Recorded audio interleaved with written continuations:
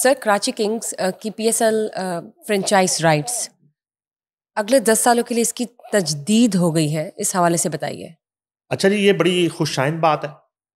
2003 की चैंपियन है कराची किंग्स और पीएसएल के साथ उन्होंने जो मुआहदा है 10 साल के लिए उसकी तजदीद कर दी है। ये बहुत ही बड़ी खुशखबरी है और इसके लिए मुबारकबाद के मुस्तहिक हैं सबसे पहले जाहिर है कि mister Salman Iqbal, owner of Karachi Kings और owner of ARY network. Nice. और उसके बाद सबसे ज्यादा कराची किंग्स के हवाले से जिनकी काविश है वो हैं chief executive officer Karachi Kings Tariq वसी। ये उनकी दिन रात की मेहनत है, जिन्होंने जो है ना एक मजबूत फ्रेंचाइज बनाई और 2003 में फिर कामयाबी हासिल की और बड़ा खूबसूरत कॉम्बिनेशंस रहे। बड़े बड़े नाम जो हैं कराची किंग्स में खेलते रहे, आज के सुपरस्टार हैं उसमें। बाबर आजम भी खेले उसमें। जो है ना सबसे बढ़कर ये कि वसीम अकरम ने जब कोचिंग की कराची किंग्स की तो उसके बाद कराची किंग्स का मोराल जो है वो और ही बुलंद हुआ। तो अब ये है कि पहले तो मैं जरा तजदीद बताता हूं, उसके बाद थोड़ा बैकग्राउंड मैं इससे पहले बल्कि आपको बता देता हूं। देखें, ARY ग्रुप का पाकिस्तान में दीगर शोबों की तरह क्रिकेट के लिए जो ARY की कंट्रीब्यूशन है वो नाकाबिले फरामोश है। मैं आज की क्रिकेट की बात नहीं करता, मैं माजी में जाता हूं। ARY आप लोगों को पता नहीं है, अब्दुल रज़ाक याकूब, ARY। नाइस। अब्दुल रज़ाक याकूब साहब जो हैं, अल्लाह ताला उनके दर्जात बुलंद करे, उन्होंने पाकिस्तान की क्रिकेट को जितना प्रमोट किया दुनिया में, मेरे पास कुछ ऐसे वाकयात हैं कि पूरा प्रोग्राम तो उन पे करना पड़ेगा कि क्रिकेट के लिए हाजी अब्दुल रज़ाक याकूब साहब की जो कंट्रीब्यूशन है और उसके बाद जो हाजी इकबाल साहब की और सलमान इकबाल की, आप तसव्वुर नहीं कर सकते कि शारजा में जब इंडिया पाकिस्तान की सीरीज होती थी और शारजा कप होते थे, एक मौका ऐसा आया कि शारजा कप के इनेकाद के लिए जो है वो एक जो फंड्स थे मतलूबा वो नहीं थे। आप PCB को ले लें और उधर शारजा में जो एक इंतजामात के हवाले से आप इंतजामिया ले लें, उस वक्त इस तरह के सरकमस्टांसिस हुए कि वो इवेंट जो है वो मनसूख होने जा रहा था, शारजा कप। और गालबन ये शारजा कप ही था। अगर कप कोई और था, इंडिया पाकिस्तान के मैचेस थे, कुछ सीरीज थी, मगर वो या एशिया कप था, मगर वो हो शारजा में रहा था। ये मुझे क्लियर है। तो उस वक्त अब्दुल रज़ाक याकूब साहब ने जो है वो फंडिंग की, यानी कि उन्होंने फाइनेंस किया ARY।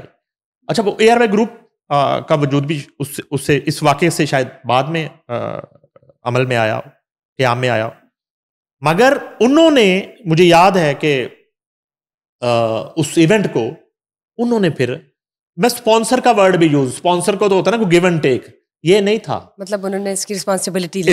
एग्जैक्टली। और उनकी बदौलत, ARY की बदौलत, ARY से मेरी मुराद अब्दुल रज़ाक याकूब साहब की बदौलत, वो जो इवेंट था जिसमें इंडिया और पाकिस्तान की टीमें आमने सामने थी, जिसमें गालबन उन टीमों में चंद नाम लेता हूं, जिसमें अजरुद्दीन खेल रहे थे उस वक्त, जिसमें उधर से जो है वो कपिल देव खेल रहे थे, गालबन सुनील गावस्कर, रवि शास्त्री और श्रीकांत, और इधर पाकिस्तान के उस वक्त के मैं नामों में अगर नाम लेना शुरू करूं तो इमरान खान और जावेद मियादाद और इस तरह की, मुदस्सर नजर, तौसीफ अहमद, ये इस तरह के उस वक्त टीम थी।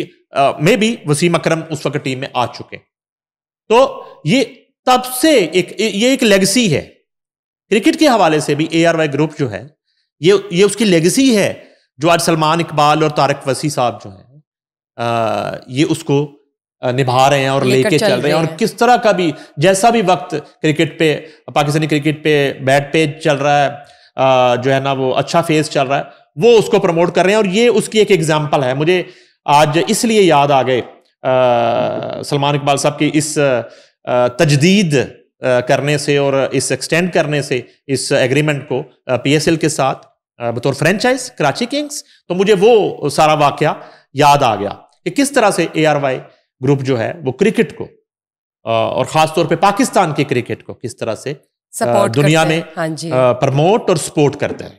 ये अच्छा, आज से पहले मुझे नहीं लगता पता होगा किसी को, लेकिन बहुत अच्छा आपने exactly. बताया। अच्छा, अब इसमें ये होता है कि अभी जो ताज़ा तरीन सूरत हाल है, ये जो तजदीद की गई है, वो कहते हैं कि मैं पाकिस्तान सुपर लीग के साथ आइंदा 10 साल के लिए शराकत दारी की तजदीद के फैसले पर बेहद खुश हूं और मैं मिस्टर सलमान इकबाल के पेश करदा विजन से मुकम्मल इत्तफाक करता हूं। यह तजदीद इन मजबूत बुनियादों का सबूत है जो हमने गुज़िश्ता बरसों में कायम की। हम आइंदा दहाई को तरक्की, कामयाबी और बढ़ोतरी के एक नए सफर के साथ तौर पर देख रहे हैं, ना सिर्फ कराची किंग्स के लिए बल्कि पूरे HBL PSL के इकोसिस्टम के लिए भी। हमारी तवज्जो हमेशा एक मजबूत और मुकाबला करने वाली टीम की तश्कील, अपने शानदार मदाहों की भरपूर शमूलियत और लीग के मुकाम को दुनिया की बेहतरीन लीग्स में बरकरार रखने पर मरकूज है। Chief executive officer Karachi Kings Tariq वसी। अच्छा, हमने देखा है तारिक वसी जो हैं उनको टीम के साथ जब इवेंट शुरू होता है किस तरीके से एक मैनेजमेंट का जो रोल होता है और प्लेयर्स के साथ एक हमहंगी और टीम को जो है ना एक यूनिट बनाना, ये तारिक वसी का कमाल है। इस तरह हर टीम के साथ चीफ एग्जीक्यूटिव ऑफिसर्स होते हैं जी। मगर बहुत जल्दी जो है वो कराची किंग्स ने अपना लोहा मनवा लिया।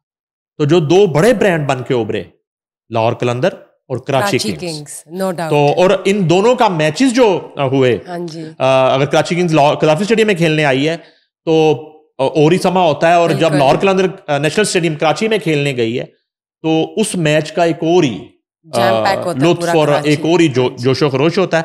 तो अलबत्ता यह है कि तारिक वसी कहते हैं कि फ्रेंचाइज की तजदीद 10 साल के लिए जो है वो होना, ये इससे मुल्की क्रिकेट जो है ना सिर्फ कराची किंग्स बल्कि पाकिस्तान की जो क्रिकेट है उसको एक फ़रोग़ मिलेगा बिल्कुल, और पाकिस्तान की क्रिकेट की इमेज जो है और उसमें बेहतरी होगी।